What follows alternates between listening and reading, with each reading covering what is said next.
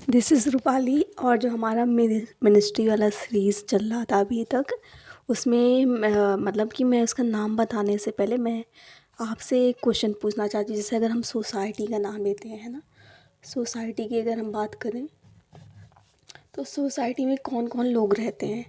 Society में mail भी हो जाएंगे, फीमेल भी हो जाएंगी, है ना। उसके साथ साथ चिल्ड्रन भी हो जाएंगे, चिल्ड्रंस, एल्डरली पीपल, है ना, ये लोग, डिसेबल पीपल, डिसेबल,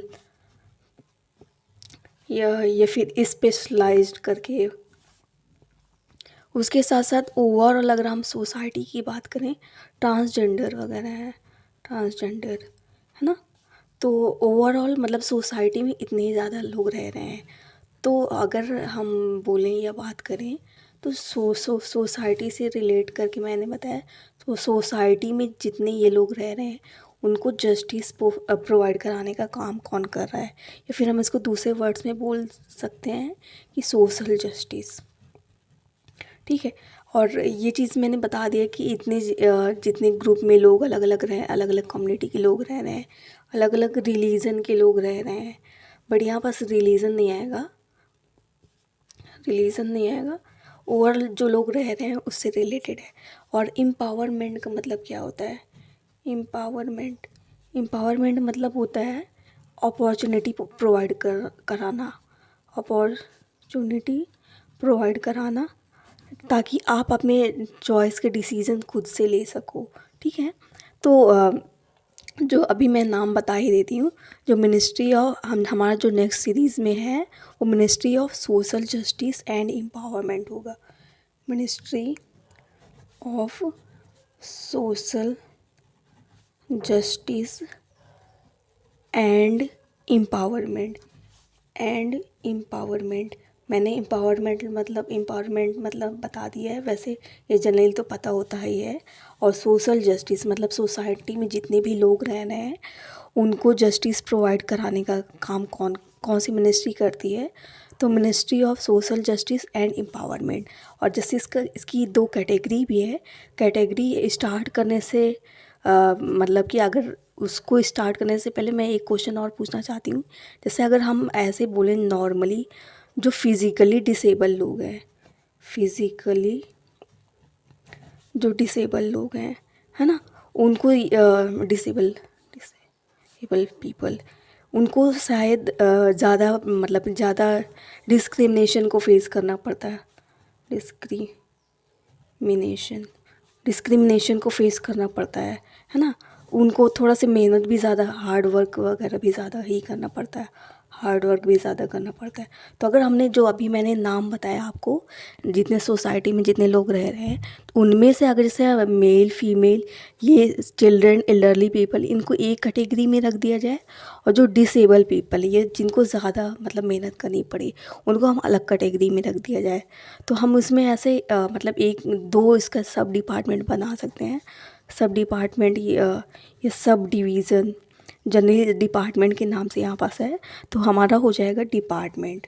ठीक है। पहला डिपार्टमेंट हो जाएगा department of social justice, social justice, justice and empowerment, empowerment, social justice and empowerment. और जैसे मैंने बताया कि जिन लोगों को मैं ग्रुपिंग कर रही हूँ, दो कैटेगरी में ग्रुपिंग करी हूँ।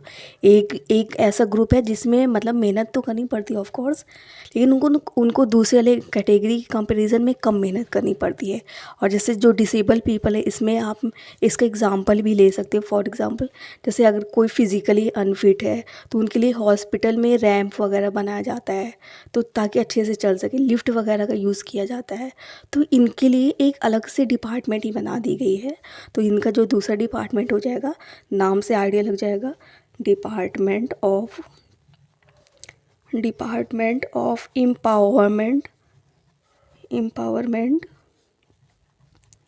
Department of empowerment of persons, वे लोग, पर्सन्स विथ डिसएबिलिटीज़, ऐसे लोग जिन्हें डिसेबिलिटीज़ है, डिसेबिलिटीज़, देखो डिसेबिलिटीज़, एक चीज़ मैं थोड़ा और एक्सप्लेन कर देती हूँ।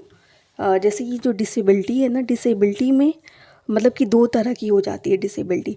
एक तो मेंटली डिसेबिलिटी होती है, मेंटली डिसेबिलिटी होती है, और दूसरा है फिज़िकली डिसेबिलिटी होती है,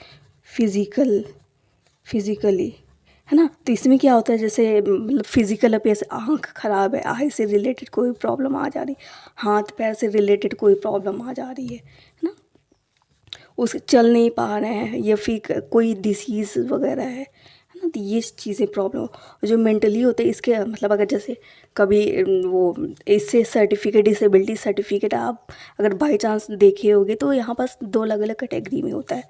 तो ऐसे लोग जो मेंटली अनफिट हैं या फिर इस कैटेगरी में आ जाएंगे, या फिर दूसरे लोग क्या होंगे कि जो फिज़िकली अनफिट है, तो वो दूसरे डिपार्टमेंट में आ जाएंगे, department of empowerment of persons with disabilities.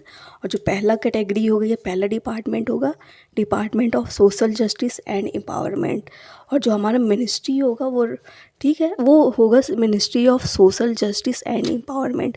तो कहने का मतलब एक मिनिस्ट्री तो सेम ही रहेगी, और जो एक में होगा तो जो लोग काफ़ी सही है, मतलब फिज़िकली फ़िट है, फिज़िकली फ़िट दिख रहे हैं, तो वो पहले वाले डिपार्टमेंट में आ जाएंगे।